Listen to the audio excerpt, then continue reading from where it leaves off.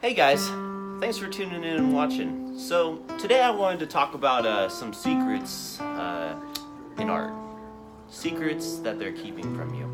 Secrets that I will share with you. Today's secret is going to be how to paint mountains. Now, maybe you're thinking, Kenny, I don't even paint anything. I could not even possibly paint a mountain. Well, I'm here to tell you today that one of the secrets is that you can paint mountains. Now, if you don't have paint, you do have a pen. And you can surely grab that pen and join along. So, let me show you an example of some of the mountains that we'll be painting today. So right here's some quick examples of the exercise we'll be going over. Just to demonstrate that we'll be using one technique for the course of two different types of mountains. Now, say that you don't have paint, you can follow along with a simple ballpoint pen. Alright, so buckle in, here we go, it doesn't take long. So, what I have here is a plate prepared with black paint, just black paint, and a small brush. So right now I'm dipping it into some water, and I'm gonna run it through my paint. I'm gonna dip it once more just because I want my paint to be the consistency of something close to ink, right? So we want it not to be too globby. We want it to spread nicely. Alright, so I've just about got that. So, the first thing that you want to think about when drawing a mountain is that it's just really an up followed by a down, like a roller coaster hill, right? Now sometimes when these ups go down, they go up and down along the way of the up and down. Now, the biggest thing that can kill really doing mountains is trying to be too pattern-like and overthinking your mountains. So that's what some of these tricks are for. So just really get yourself into the mind state like, okay, I'm drawing ups and downs like a roller coaster, okay? So let's go ahead and draw our first mountain silhouette here. And let's not really worry too much about it as we do it. So I'm gonna go ahead and I'm going up, down, another up, maybe that. And one thing too to look at as I did bring this mountain across the page is let your line vary. So don't worry about having a perfect clean line or anything like that, because at the end of the day, these broken, crazy, paint going this way, that way, that's what people want to look at anyways. And right, we don't want to worry too much. So let's talk about now, to enhance the perspective feel here, we have a singular just mountain range. So let's kind of put a series of mountains now. So behind it, we're going to start doing the exact same thing. Just put yourself in the same mind space, except make them just about twice as big.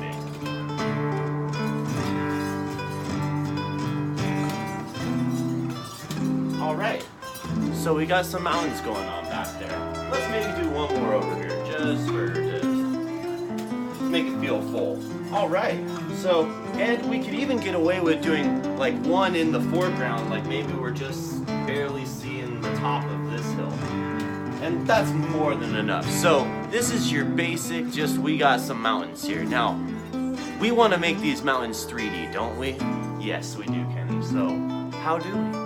Okay, this is really easy, guys. So, last year while I was driving home from Montana visiting my family, I was looking at mountains and mountains and mountains and mountains, and I'm trying to figure out, like, how are these mountains, right? And how do I make these mountains myself? So, in short, I discovered that in all these mountain ranges, there's letters hidden. Literally, you can use every letter in the alphabet in creating your mountains.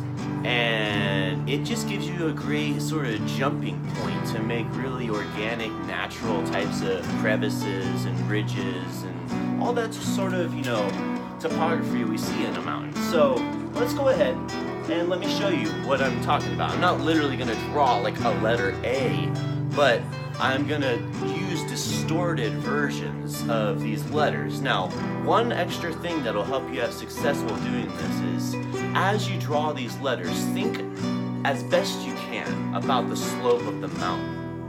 So what do I mean? I mean, see how this ridge is going up this way?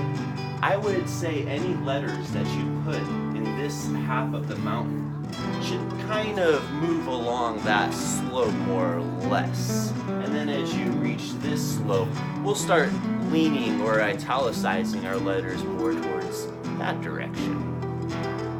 Okay, so let's go ahead. So I'm just gonna go through the alphabet, just our ABCs, and we'll do it quickly, and then we'll talk about it after because there's a finishing touch that I do. So here we go. A.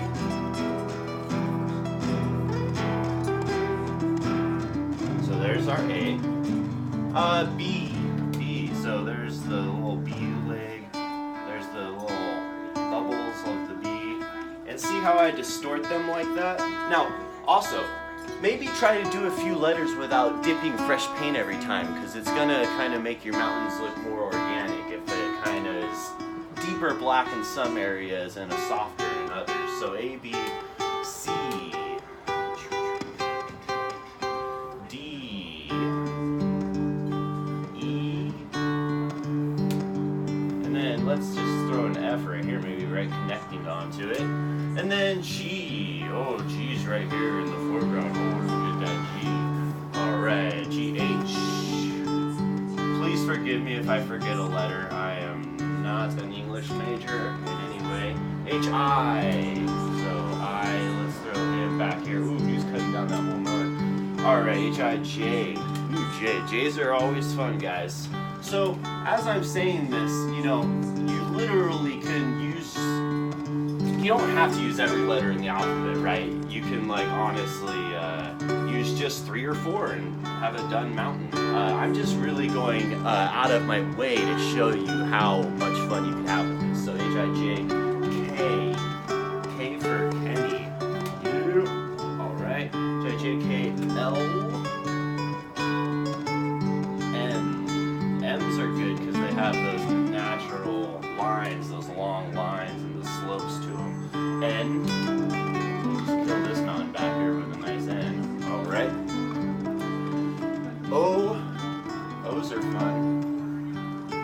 P. Q. R. So, and also remember that there's a lot of big shapes I'm making, but I'm also making little shapes within the big shapes. So, think about making some of your letters if you're starting to think right now, like, ooh, I'm running out of space, but I want to get the whole alphabet in there. Make them smaller versions of them, right? So R, S, T,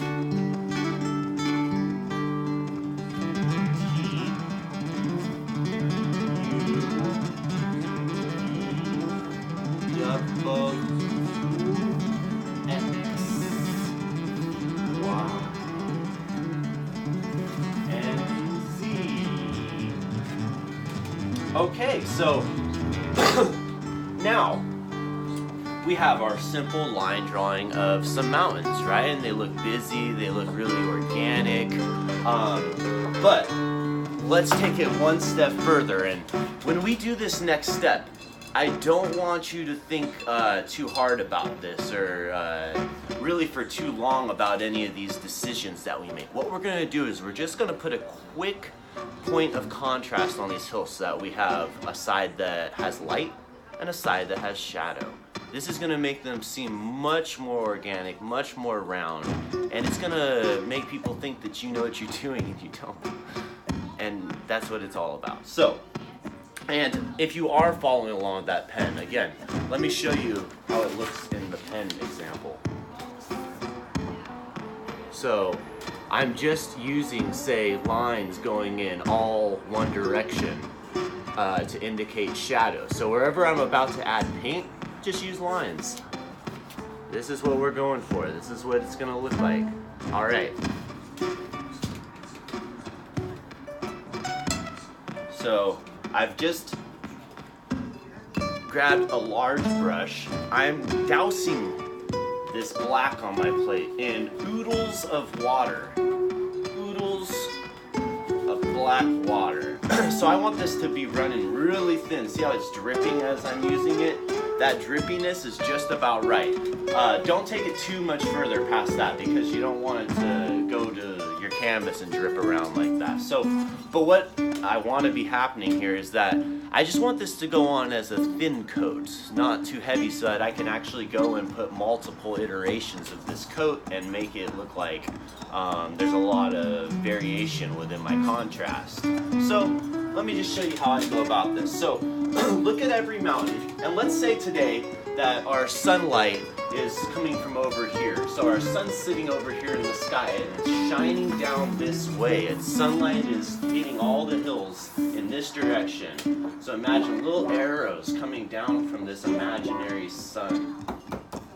Okay, so what that tells me is that I'm gonna start putting a shadow on all the left-hand sides of these mountains, okay? So I'm gonna start over in here, and I'm just gonna actually use trying to fill within the letters as my jumping point, as my sort of guide for filling. And I'm really not gonna think too hard about this. You'll see I'm gonna move quick. Obviously I've been talking the whole time. I haven't been looking at this, so I'm not that engaged with it, right? So that's what this is more about. Just having fun. So here we go. We're filling this little area, and I'm not necessarily even saying fill it extremely perfect. Let there be brush strokes and lines and variation. Ooh, getting this little crevice, I'll trace along that. Sometimes I'll enrich right underneath a letter if I just want to make little ridges in the mountains, right? So right now I'm just kind of following along. Here I'll fill in that part of the A. Look at that. And then maybe this C is a little like canyon within the mountain. Alright. And then back here, maybe this is going into just a little bit of shadow, little valley-ish shadow, right? Alright, so now we've got this nice highlight hitting here. Over here, this is a mountain right up front, so let's maybe use the K that we had put here as some of those ridges. So, K for Kenny, yo. So, let me get a little bit more water on here. This mountain back here, we'll just get a nice solid shadow on that side. And look at how all these little marks we did, they just do all the detail for you. I'm not even doing anything, guys. Like, I really can't even stress how easy this is. It's the biggest kept secret in art, guys. It's the biggest kept secret in art. So, this guy, boom, he's a shadowy mountain. So look at this. You could even make some mountains darker.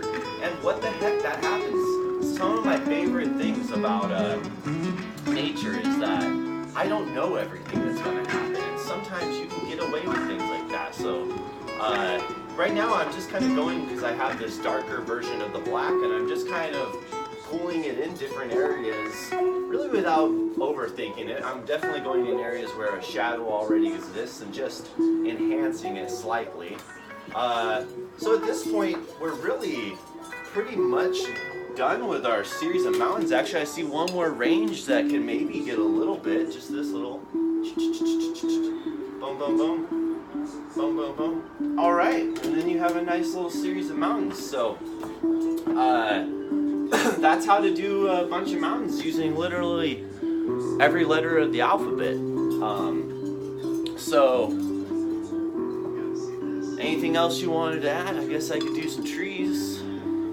So, for the closing act here, I'm going to show you how to do a busy forest down at the base of these hills.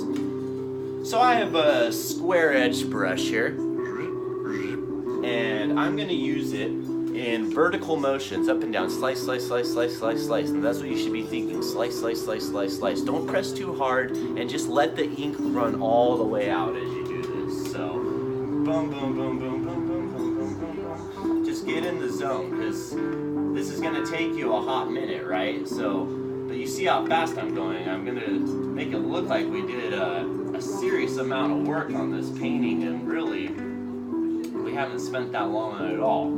I think our video's at 14 minutes or something right now, so, which by the way, I really, really do appreciate if you tuned in and you stuck around this long, and especially if you're someone who has never painted, I just wanted to kind of show you one of those things I've learned along the way that makes it a little easier, right? Because sometimes we get out of bed, and even as a great artist, right? You're Da Vinci, you're Michelangelo, stretching, putting on your tunic and going out to drink some wine and look at the sunrise, and you're just like, diggity, man, I don't know what to paint today. You know, it happens to everybody, that block, and you're just like, I don't know how to compose a mountain scene today.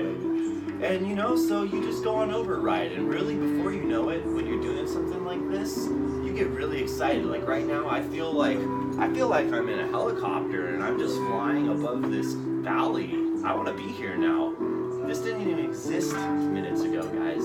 And this only exists because of the secret, right? Not because I know what I'm doing, not because I know how to draw forests and hills or anything. It's just because I want to share with you guys how easy this is. And I guarantee I'm not the first to find these type of secrets, guys. Civilization's been going on for a long, long time. And there's been a lot of time for people to learn how to do these things, okay? So I could do this for hours, guys. I could literally just keep detailing this for ages, but I'm sure you got things to do and I got things to do. So let's throw a couple clouds in the sky and call it a day. Here. Well, you get one of them grippers, you just rub them around. Here, you can even make it look like Harley's old. Alright, so there we go. Boop-a-doo, scooby-doo-bop, bop. Ruby-dooby-doo,